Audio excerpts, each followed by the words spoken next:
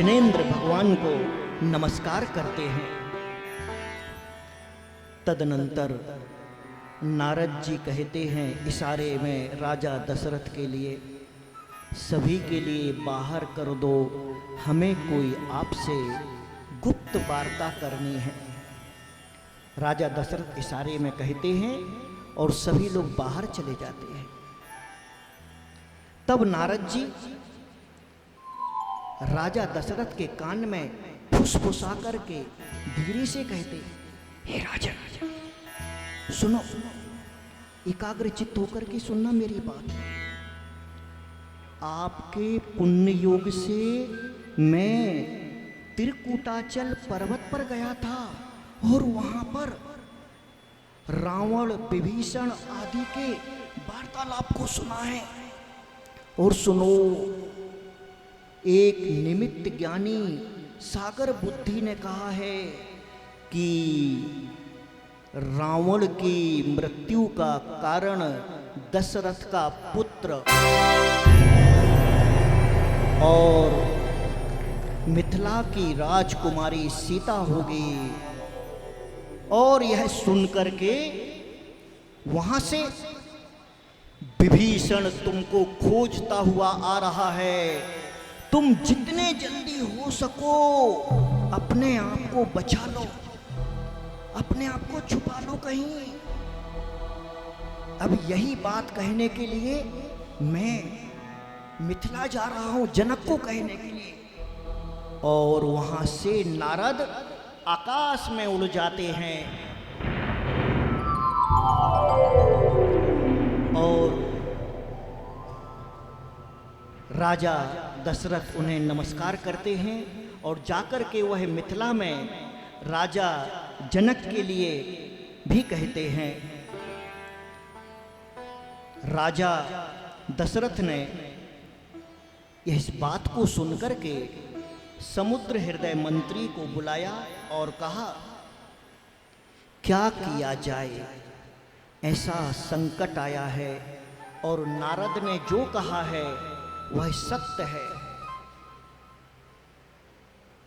तब समुद्र हृदय मंत्री राजा दशरथ से कहता है, हे नाथ, हे ये जो भी संसार में प्राणी हैं, वह जो भी कार्य करते हैं वह सभी कार्य जीवन के लिए है।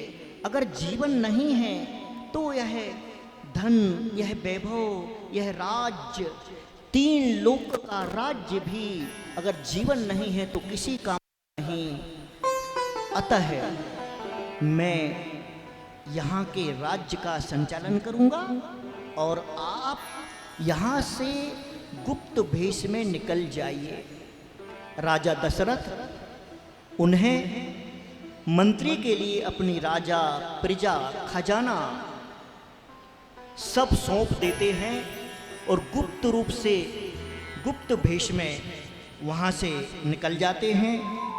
तब मंत्री वहाँ पर राजा दशरथ का ज्यों का त्यों 1 लाख के रस्से बना करके पुतला 7वें खंड पर बिठाल देता है।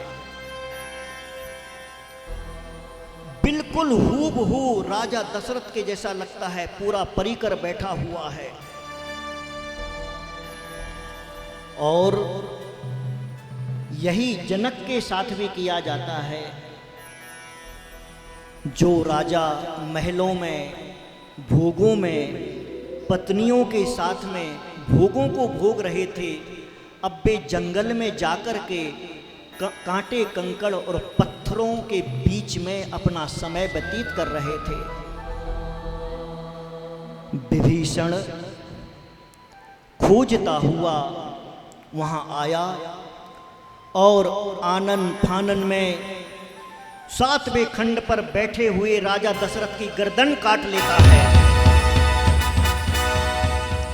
और इसी प्रकार से मिथिला में जाकर के राजा जनक की भी गर्दन काट लेता है और दोनों गर्दनों को ले जाकर के वह विभीषण समुद्र में फेंक देता है। और अपने कार्य को पूरा जान करके वह अशुभ कर्मों की शांति के लिए दान पूजा करता है। और दान पूजा करने के बाद में वह विभीषण पश्चाताप करता है। वह मन में ऐसा सोचता है, विचार करता है, ये मैंने क्या काम कर दिया है। जिस पुरुष का जहां जितना जिससे जिस प्रकार जो सुख अथवा दुख मिलना है कर्मों के उदय से, उस पुरुष को उससे उस प्रकार उतना सुख अथवा दुख अवश्य प्राप्त होता है। फिर विभीषण प्रतिज्ञा करता है, मैंने यह जो कार्य किया है मुझे इसका पश्चाताप है। मैंने यह अशुभ कार्य किया है, अब मैं इस प्रकार का कार्य अपने जीवन में कभी नहीं करूंगा। और दशरथ और जनक यहां वहां घूमते हुए कौतुक मंगल नगर में पहुंचते हैं, जहां पर सर्व कला संपन्न, सर्व गुण संपन्न, बुद्धिमान केकया का स्वयंवर रचा जा रहा था। उस स्वयंवर में जाकर के वह राजाओं के बीच में बैठ जाते हैं और केकई आती है और सारे राजाओं को छोड़ करके राजा दशरथ के गले में माला पहना देती है।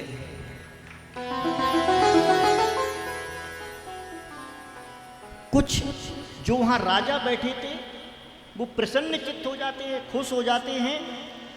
अरे तूने बहुत अच्छा काम किया है, अरे इसने बहुत अच्छे पति को चुना है।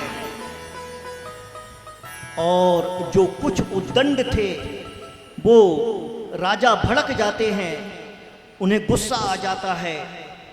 अरे इसने हमको छोड़ करके इस परदेशी को चुना है, हम राजा हैं, हम राजकुमार हैं,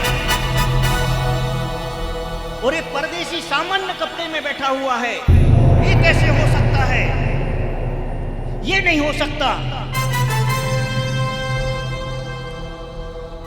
केकई के पिता घबरा जाते हैं और दशरथ को कहते हैं, सुनो तुम मेरी बेटी को लेकर के कहीं छुप जाओ और मैं इसे देखता हूं कि क्या करना है।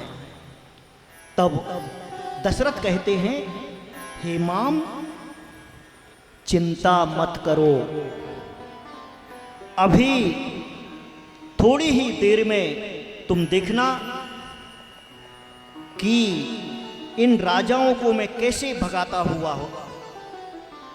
अब देखिए, और केकई रथ पे आगे सारथी बन के बैठी और पीछे दशरथ बैठे और सामने राजाओं की फौज थी। युद्ध हुआ और केकई ने इतना अच्छे से रथ संचालन किया और अकेले दशरथ ने कई राजाओं को जीत लिया।